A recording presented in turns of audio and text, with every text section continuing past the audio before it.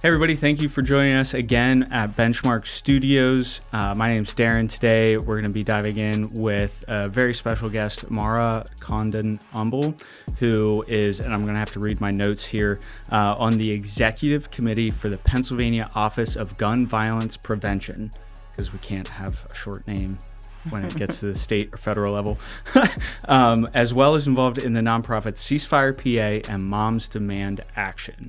So I'm really excited to get in here and talk about your expertise, Maura. Thank you so much for joining us. Thank you, Darren, very much for having me. I really appreciate it. Yeah, no, this is such a important topic, and I'm really happy to have someone who knows so much about it and is involved in so many levels. Yeah, thank you. Yeah, so just to kind of start us off, tell me about the work that you're currently doing.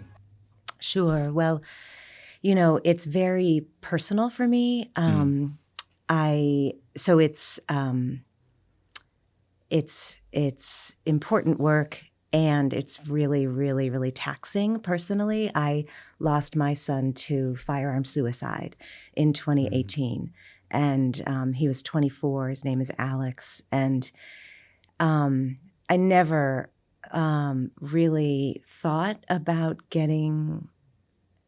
I wish I had thought about it before this became a personal story for me, but I never really, I've always been concerned about gun violence and about the culture of guns in this country, but I never put any effort into those worries or thoughts. And then we had this terrible, awful personal experience that kind of led me to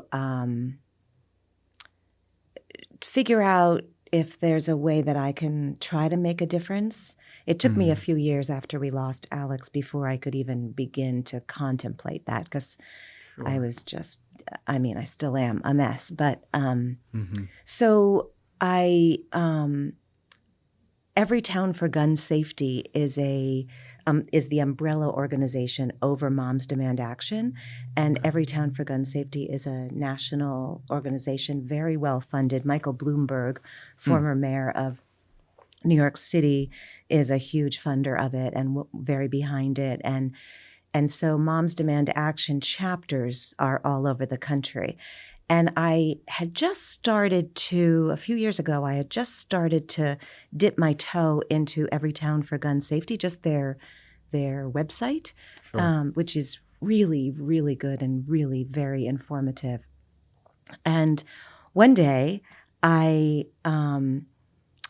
was just kind of playing around. I got a text from them as you know, just a regular text with information. And it's something about it made me dig in a little bit.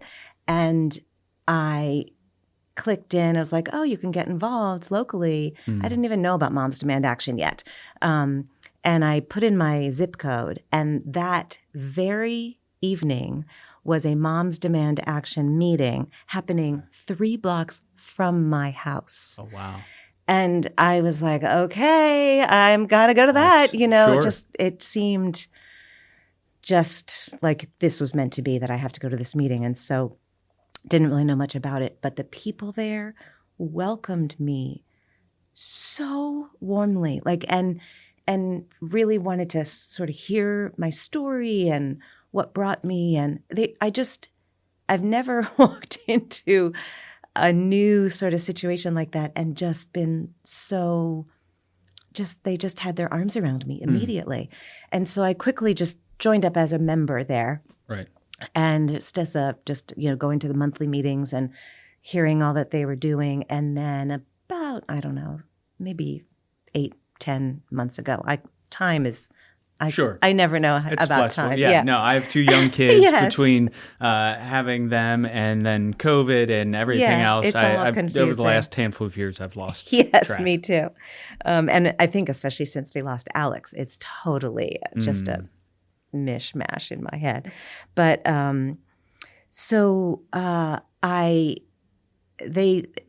Moms Demand Action and Every Town for Gun Safety has been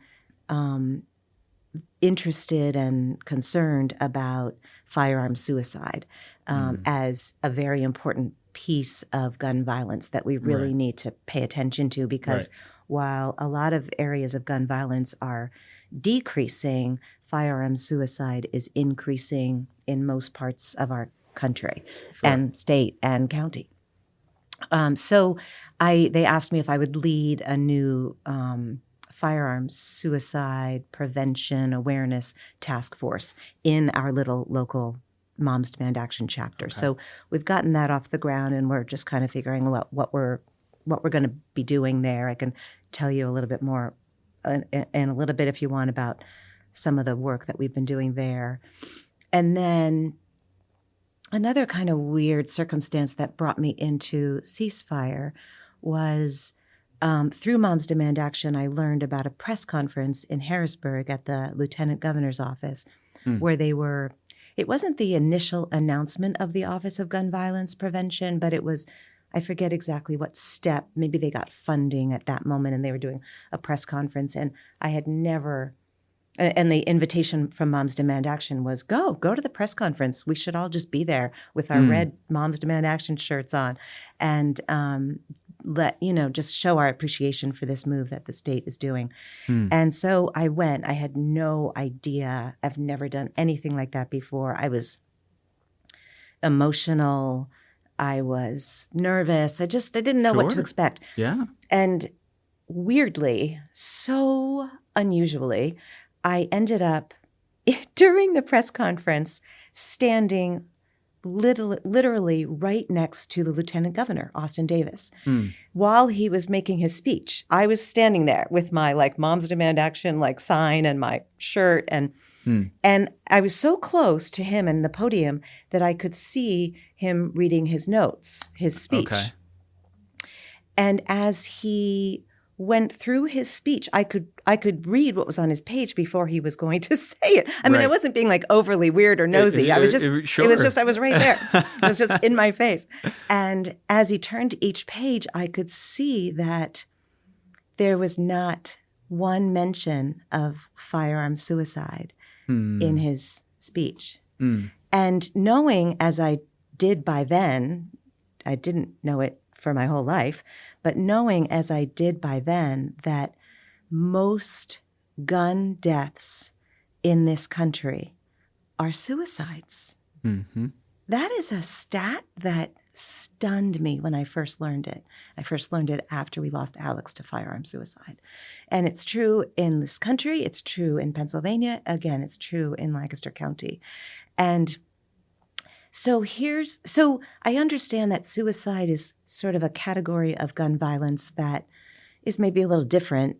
It's not criminal, but it's certainly violent, and it certainly is about guns and gun access and gun culture, and the lethal nature of guns all contributes to that fact that most gun deaths in this country are suicides. So, and in the state. So as I see that he wasn't going to mention firearm suicide, I was already nervous. I was already emotional. I was crying, during the press conference, during this thing. Sure.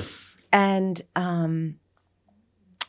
long story short, so it was during that event that I met the executive director of CeaseFire, Adam Garber, and he was another person that just welcomed me into CeaseFire and what they were doing with a encouragement and commitment to doing something about firearm suicide. So I thought that was really, really hopeful, I guess is the right word. Sure. And then the long story short part is that a couple of months later, I ended up with the staff, the Lieutenant Governor's staff, in the Lieutenant Governor's office with Adam Garber for a meeting. And I kind of told that story. Well, the reason I was there because they kind of knew the story of me, Adam, I guess. I don't know. There were a lot of reasons that they ended up, I guess, finding out about me and my disappointment, not just for myself, but for the whole world of people that are dealing with firearm suicide awareness and prevention. So the woman at the table who, there were a couple people from his staff, a woman at the table, after I sort of told my story, she said, Maura, I wrote that speech and I am so sorry. We messed up. Like, when do you hear somebody say stuff like that from the government? Yeah. And from then on, suicide has become, I'm not saying it was just due to me, like lots of factors for sure. But since then, firearm suicide has become a more important piece of the work of the Office of Gun Violence Prevention in the state, which I'm just like, it's really important. So I'm kind of going all over. I'm not really answering your question. At CeaseFire, I started as just a volunteer, and I organized an event here at Benchmark, partnering with Will, because CeaseFire believes wholeheartedly that it's organizations like this that are helping to reduce gun violence in our communities because of the way that these kids are being mentored and off the street and cared for and all of that. And I believe that's true. So we did an event here just to celebrate the work that Benchmark is doing, sort of on behalf of CeaseFire. It was terrific. We did it upstairs, and there was not a seat available, which I felt really good about that. And so I've done, and then I did an event with CeaseFire just in October last month, which focused specifically on firearm suicide prevention and awareness. And Pia Fenimore, who was just here in your podcast, was one of my panelists, as was Jay Brenneman, who's the director of firearm suicide prevention at CeaseFire. And Tracy Cutler facilitated the conversation. She's the executive vice president, I'm pretty sure is her title, at the Lancaster County Community Foundation. And I was on the panel as well to tell my story. And since then, I've become a candidate for the board at CeaseFire. They're going to vote on my candidacy like soon. And I'm hoping that will start in January. So I kind of ramped up quickly with CeaseFire. And then the Office of Gun Violence Prevention in Harrisburg is pretty brand new. And we had our first meeting, which was in person in Harrisburg a couple months ago. And it was, again, sort of a moment where firearm suicide gained a certain level of importance in that conversation that is just so incredibly moving for me to witness and be a part of. Sure. So I'd like to maybe zoom out just a little bit. You've mentioned in the work you do suicide. You've mentioned Dr. Fenimore, who is a pediatrician. You've mentioned Benchmark Program, which is a nonprofit that works with high-risk youth. I think when a lot of people, specifically gun owners, hear gun violence prevention and everything, they don't necessarily think of suicide. They think you're coming to take the firearms. Can you maybe speak to that delineation a little bit, and in the work you're doing, how you're bringing along the owners of firearms in this work? Yeah, that's the hard part, right? Yeah, because I think even though Moms Demand Action, CeaseFire Pennsylvania, it is truly about gun safety. I don't think anybody in those organizations are interested in taking guns away. That's just not going to happen. It's impossible in this country. However, so where it kind of comes together is, one example of what Pia Fenimore is working on and what Moms Demand Action, and like everybody believes that not everybody, many of the organizations that I'm involved with believe that safe gun storage, secure gun storage is a key piece of the safety of getting towards safety. because if if the firearm is unavailable, or at least unavailable at a moment's notice, it can prevent, in a domestic abuse situation, it can stop disaster from happening when things get heated. But it also can stop or slow down a person with suicidal thoughts. And like, there's so many overlaps. What worries me about, I continue to be worried, even if we have more secure gun storage in our area or in our state, I still worry about the gun owner who has access to that weapon, because another stat that is just incredibly meaningful and important to know is that a gun in the house increases the likelihood of suicide in that house by 3 times. 3 times. Wow. Yeah. So, sometimes that is an unsecure weapon that maybe a teenager will find and use. But sometimes it's the gun owner who can use their fingerprint or unlocks the gun because they can. It's just such a lethal weapon. And, most suicide attempts are, if they're not with a gun, most fail. Or let's say it another way. The people live. If they're using a gun, 90 to 95% of the time they don't live. So it's, I don't know if I'm really answering your question directly, but there's just such overlap. I think that a lot of, I've never grown up with guns. I was never a part of my world. I never wanted it to be a part of my world.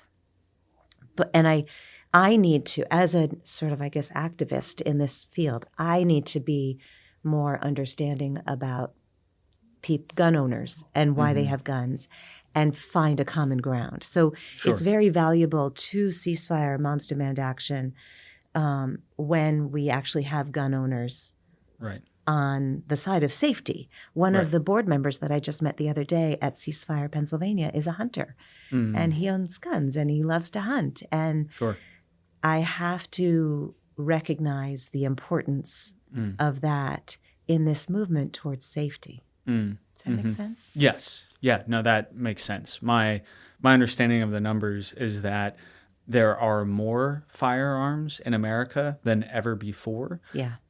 But the number of households with firearms has decreased. So I didn't know that there stat. Are so fewer people are having more. Right. There are households with lots of guns. Yeah. Lots of households without any guns. Yeah. And so, to your point, it's a fact of life in America. And how do we promote safely owning and using those firearms? Yeah. I think it's so for me, I was in law enforcement for a while, and something they hammer home in training is that every situation, regardless of how benign it might seem, every situation you respond to has a gun involved because you're bringing it. And that's why it's so incumbent upon law enforcement officers to practice safe use of their firearm, because it's there all the time. Yeah. And you get paid to go through training to work with that. But most people, even if you do take a safety course, even if you go to the range and use your firearm and clean it properly, and follow all your safety rules and store it properly, you are not interacting with that firearm on a regular basis. Or if you do, say you're someone who carries, you have a concealed carry permit, you carry, and you have several other firearms, you only touch one of them on a daily basis.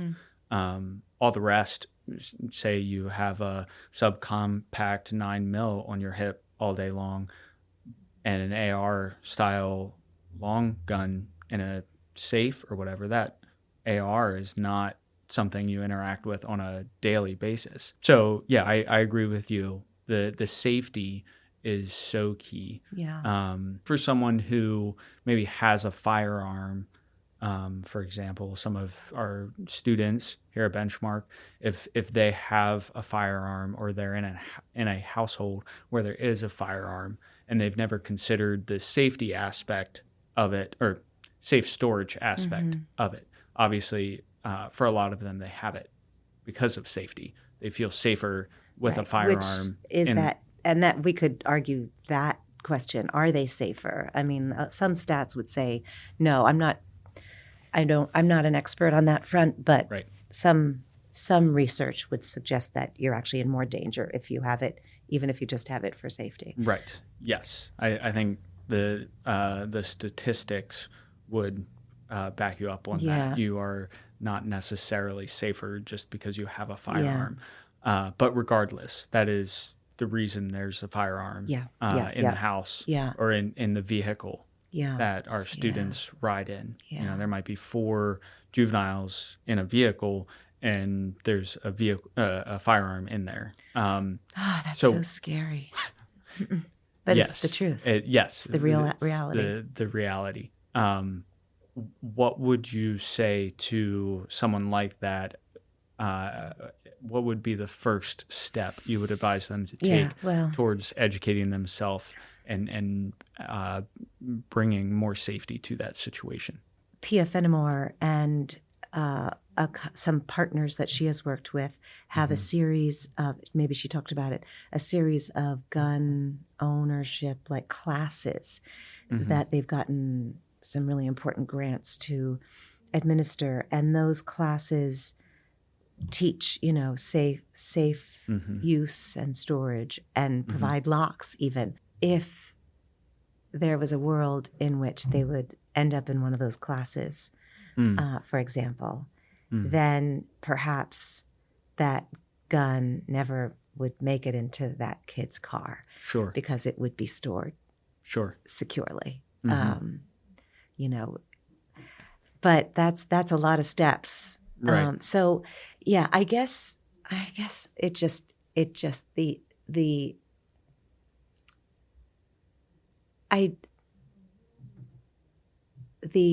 lethal nature of what they have in their hand. I do benchmark kits, do people in general recognize the lethal nature of that thing? I think that in a heated moment, if that's what you're going for, lives are going to end. People's families are going to be ruined. I don't know if I have the right words to make a difference on that front. Does Benchmark? I think I know the answer. How much does Benchmark talk to kids about this issue, would you say? I think on a regular basis. Yeah, that's so good. Yeah, I mean, one of our programs is specifically funded to work with students who were involved in one way or another in gun violence, with gun violence. I mean, it really is organizations like this that is having those conversations that maybe they're not the kids are not having these conversations at home or in school. So it's programs like this that really are going to make the difference. And that's why we did that program here with CeaseFire to honor and celebrate this important work that you're doing here, because it really is making a difference. But it's not going to, there's so many, it's such an uphill battle in this country. It seems sometimes a little bit hopeless. I can imagine. That's a heavy burden to work with. It is. It is.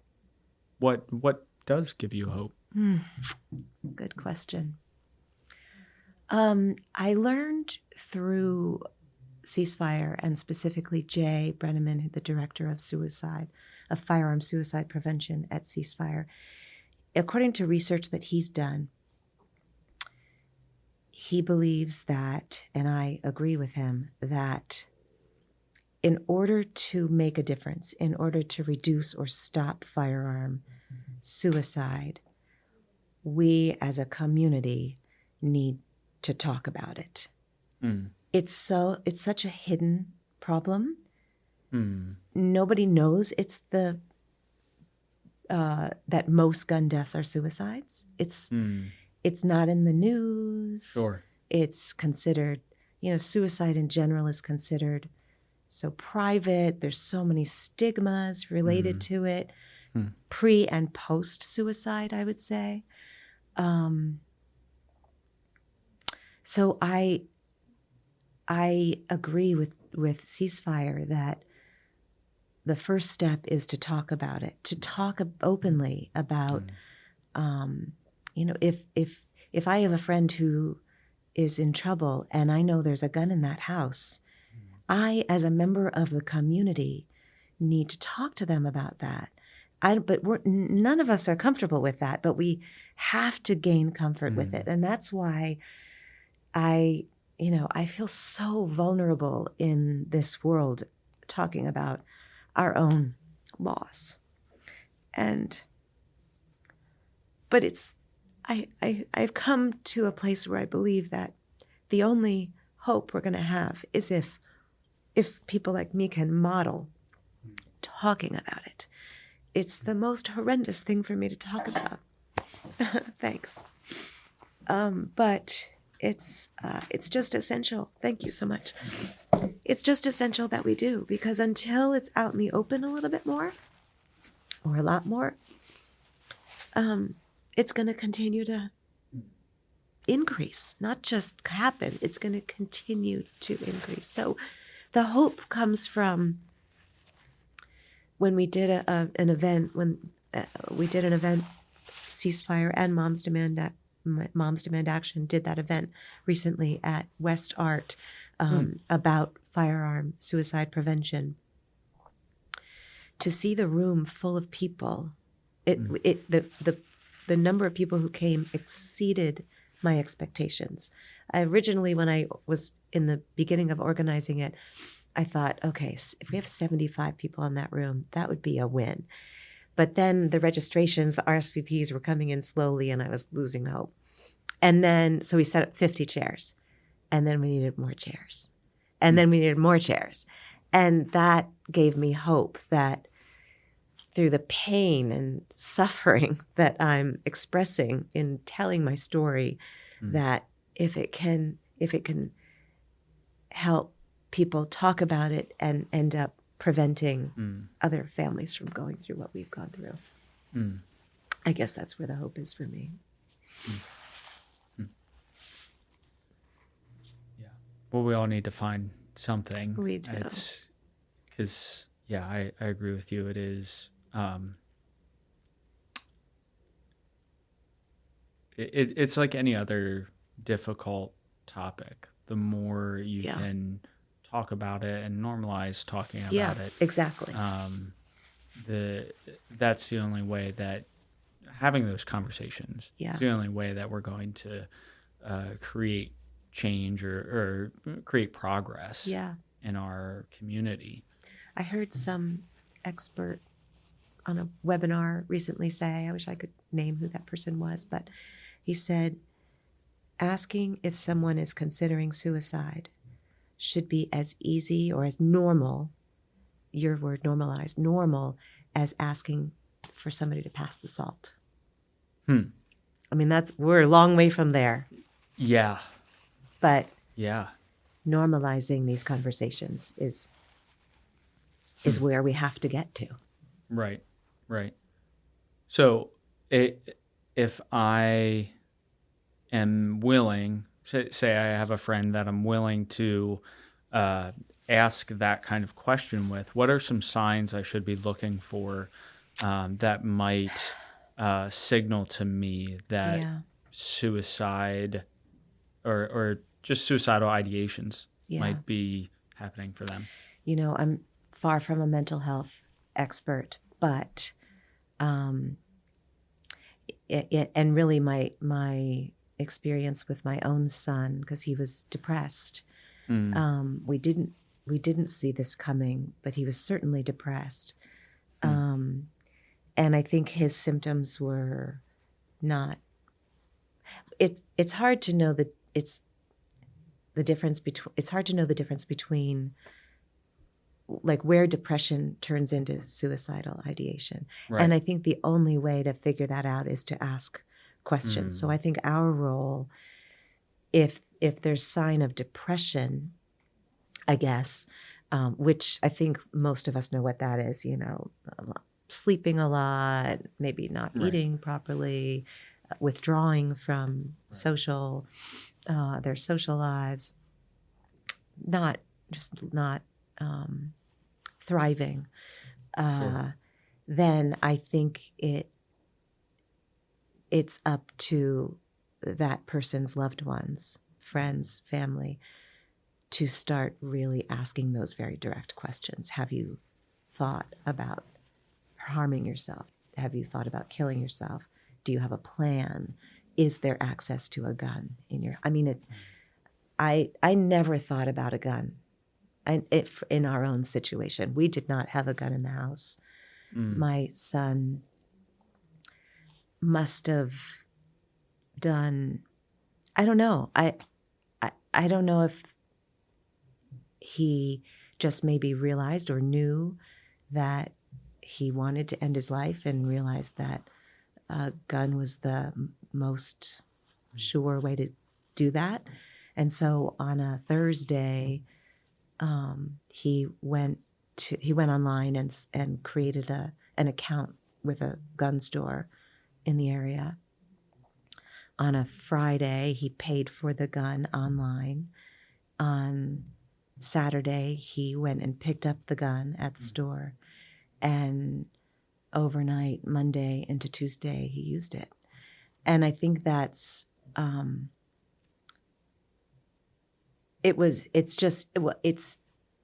I often feel like it was just completely impossible, the idea that my son would end his life. But the idea that he used a gun, I don't know, that makes it even harder to fathom for me and for our family. It just so off track. And so, but he could have such easy, in our country, you can just go buy a gun.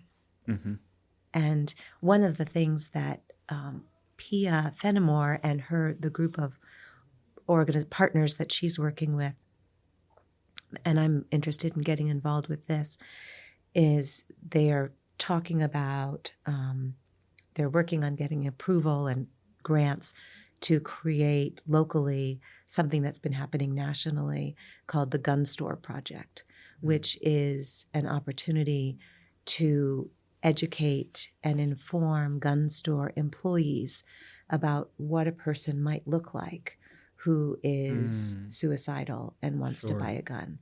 And I'm actually, the PIA's group has asked me to be a part of a training video for that purpose, for the gun shop owners and employees.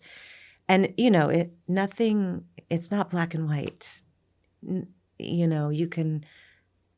Somebody may exhibit the signs that we're going to be talking to gun shop employees about, but some people might not. I have no idea how my son might have exhibited himself, how he might have shown up at that gun store that day. I just wonder, I again hope for the future that if we can get that kind of training going in Lancaster County, that maybe it'll save lives. In other areas it has, so that's what we need to do here. Okay. Yeah, I mean, even if it only saves one life, I think that would be worth the training. You're right. Right. Yeah, that's the scary sort of brutal aspect of a firearm is that, like you said, it is good at what it's designed to Yeah. do. It's and designed to kill. and it's final. Yeah. And that's so many suicides. I think you mentioned this, aren't final when a gun is not involved. Right. Um, And there's a myth out there that says, oh, if a person is suicidal, even if they attempt and they live, they survived, they'll find another way. But that's actually, I didn't know this until getting involved with these organizations. That's a myth. The truth is that most people, if they've made an attempt and they've gotten that close, that then they do get help, and it prevents further attempts. So, but you don't have another chance if you use a gun. Right. What resources are there for someone who has attempted suicide and survived? Well, the local organization that is very involved in all of this work is Mental Health America. Well, I guess it's not. It's a local office of that's involved in this work in Lancaster. And they have. I didn't know about this stuff until recently, like last couple of years, but they organize a suicide prevention coalition where people from all different agencies and organizations around the county get together and talk about the stats, the numbers, progress, where we're having trouble, and so that kind of collaboration and coalition creates all kinds of resources of all kinds. Whether it's going to Mental Health America for a support group, or a million other opportunities with mental health help around the area. So, but it's taking that first step. Maybe the first step is letting loved ones know that I got this close, and then there's the 988 is probably the first step, because that can lead to help immediately. You don't have to have a therapist in place. You just call 988, and that will get you on the road to help. Who do you talk to if you call 988? It's a statewide, national actually, crisis hotline. It used to be like a 1-800 blah, blah, blah, but that was not memorable. And so we have 911. Everybody knows 911. This is a different kind of crisis. It doesn't have to be a suicidal crisis, but a crisis with your, as a human being, typically a mental health crisis will be, and we have to make sure that 988 is, that people know about it, and we have to make sure it's well funded. So those are also things that our government can help us do. Yeah, sure. Yeah, everyone needs to know about 988, 211, another resource. Right, exactly. There are resources out there, and there are ways to find out about them, but they're not always. Yeah, people don't always know. Yeah, right. Although I've been, again, since this happened in our family, I've noticed more like signs at the train station, signs as you're driving over a bridge. Life is worth living, 988. But the thing is, maybe you don't notice that until you're really in crisis, and then it's not in your brain. Right. I don't know. It's no easy answers. Yeah. I imagine, just like for many other things, preempting the crisis is the best solution. Yeah, right. Like you said, having people who you trust to talk to about this before you're anywhere near it. Right. Like if you just start feeling depressed, Right. or not even that, just not feeling right, Yeah. not Yeah. feeling yourself. Yeah. Those are times where you need a supportive network. Yeah. Yeah. Before it, snowballs. Yeah, Or- exactly. And then, as we've been saying, if you don't get that help, and if there's a gun nearby, the momentary thought that you don't want to go on, the easy access to a gun is just going to Sure. have disastrous results. Would you say that the majority of suicide attempts are impulsive? That's what the research suggests. You break up with a boyfriend, girlfriend, you lose your job. So I think my son was actually not the norm in suicide, because I think that a long depression isn't always the thing that leads to suicide. I think more often it is just what you said, an impulsive decision based on something that really bad that happens. And maybe it's a series of really bad things, but I think impulsivity is definitely a big part of the problem. Okay. So as friends, parents, teachers, just wherever you are in your life, what you can look for is maybe a pivotal moment in someone's life. Yes. And ensure that you check in with them. Exactly. When you realize someone loses their job, their car breaks down and they don't have the money to fix it. Something like a moment like that is when you should check in. And make sure they don't have access to a gun. I mean, it's not simple, but it's almost as simple as that, sadly. But so many people do. There's a law that I'm hoping Pennsylvania will pass one of these years called ERPO, Extreme Risk Protection Order Law. Pennsylvania keeps voting it down. Other states have it. And it's a longer story than this, but in its simplest form, a family member or a police officer, a law enforcement officer, if they have pretty strong, I guess you probably need some kind of evidence that a person is in danger of hurting themselves or hurting others, you can go to court. This is in the states where this law exists. You go to court and have their guns temporarily taken away, or temporarily disallow them to purchase a gun. Okay.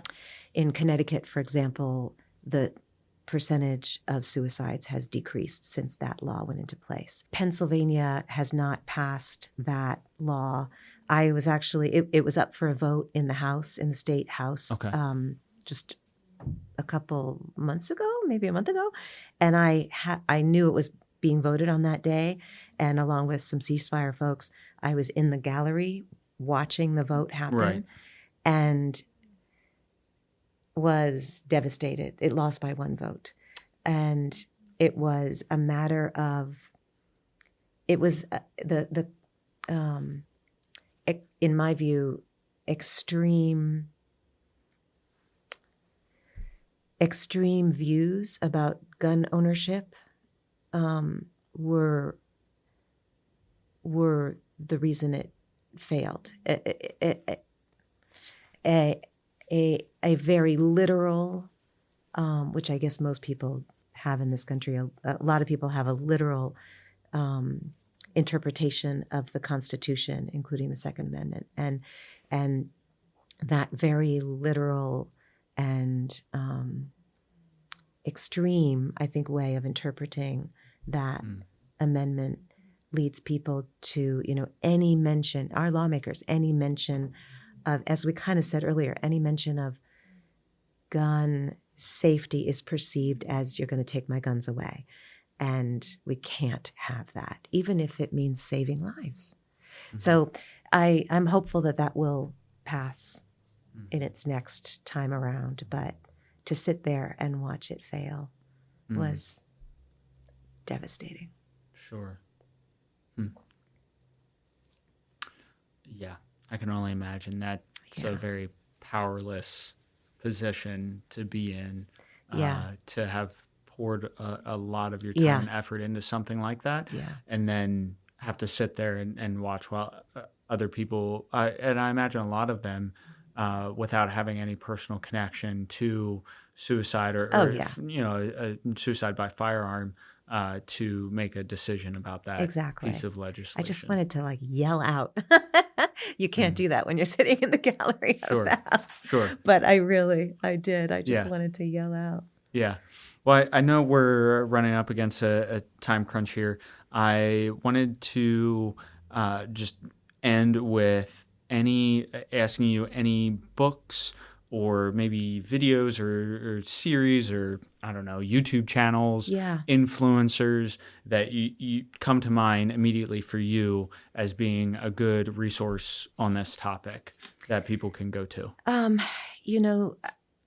Believe it or not, I can't quite explain this, but since we lost Alex, I haven't really been able to read very much because I get the thoughts in my head start to overwhelm my ability to see what's on the page almost. Mm-hmm. So where I've really gone is to podcasts. Okay. And what I've really been focused on personally is grief-oriented podcasts. So it's not sort of prevention kind of stuff because what I've needed is sort of help with my own grief. Mm-hmm. What are maybe one or two podcasts that you enjoy listening to in that space? Grief Out Loud is put together by an organization in the Northwest. So it's a national program. It's put out by an organization called the Dougie Center, and I think Dougie was the name of a child who died. It's mostly this podcast, and the whole project is mostly about supporting families and especially children in terms of grief. But for what the conversations that they have on that podcast are just very real and really helpful. Another amazing podcast, sort of, it's not ongoing, it's kind of episodic, is All There Is with Anderson Cooper. Okay. Oh my gosh, Anderson Cooper, from CNN. Yeah, right. I've always thought of him as sort of stone-faced on camera, doesn't show emotion. Yeah. And I just haven't paid that much attention to him, but I've just noticed that about him on TV. And then when his mother was Gloria Vanderbilt. Okay. And she died within the last year or two. But as a child, as maybe a 20-something, Anderson's brother died by suicide right in front of his mother. He jumped off the balcony of their apartment in a high-rise. And his father also died early on, and Anderson Cooper has just buried his grief all these years. And something made him finally start to, when his mom died, I guess it was, he was cleaning out his mom's apartment. And all the stuff started coming up, and he decided, similar to what I was saying earlier about the importance of talking about firearm suicide in order to prevent it, he is like, we must, in our society, speak about grief. Right. We can't push it down. It's killing us. And so he, on this podcast, he is weeping as he goes through his mom's stuff or as he interviews people. Right.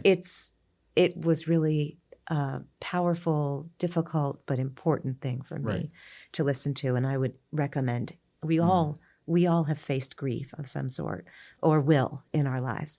And that's really powerful. Okay. Well, thank you for sharing that. I hope someone listening can tune into that. Yeah, all there is. Get something from that. Yeah. Anything else we didn't touch on, but you wanted to bring up? Anything you want to leave our listeners with before we wrap up? The next event that I'm working on here locally is on December 14th. Okay. It's a Sunday, 3:00 at West Art on the west side of town. It's a poetry vigil, which Ceasefire often does vigils around the state at this time of year to honor those that we've lost through gun violence. Okay. And for this one that we're doing on December 14th, it's going to feature a New York Times best-selling poet named Kate Baer, who actually lives in Lancaster County, which I didn't know about until recently. So she's also very concerned about gun violence. So she is going to be sort of the star of this event on Sunday, December 14th. Words That Heal is the name of the event. Okay. West Art, Sunday, December 14th at 3:00. So I would invite anybody to join in on that. Yeah. Okay. Is there an invite link or something You people know, have to it find? will appear. I don't know if it's up yet. It will appear on the West Art website. Okay. West Art. It's probably the easiest way. Okay. Yeah. Great.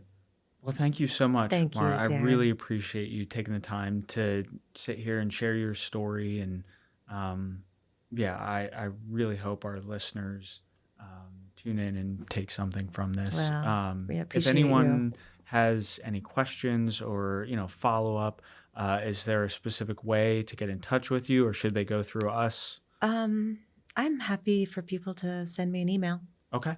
Do you want me to say what my email address is Yes. now? It's a little bit long. My name is Maura Condon-Umble, as you said, Darren, and my email is mcondonumble@gmail.com. Okay. Yeah, I'm happy to hear from anybody. Sure. I don't know if I have any special wisdom, but I'm just eager to talk about these issues and be a part of the solution. Well, again, thank you for your time. Thank Thank you for you. all the work you're doing and just the emotional strength that it takes to do that. I can't even begin to comprehend. So thank you. Thank you. Really, you've made it very warm and comfortable to be able to be vulnerable. So thank you.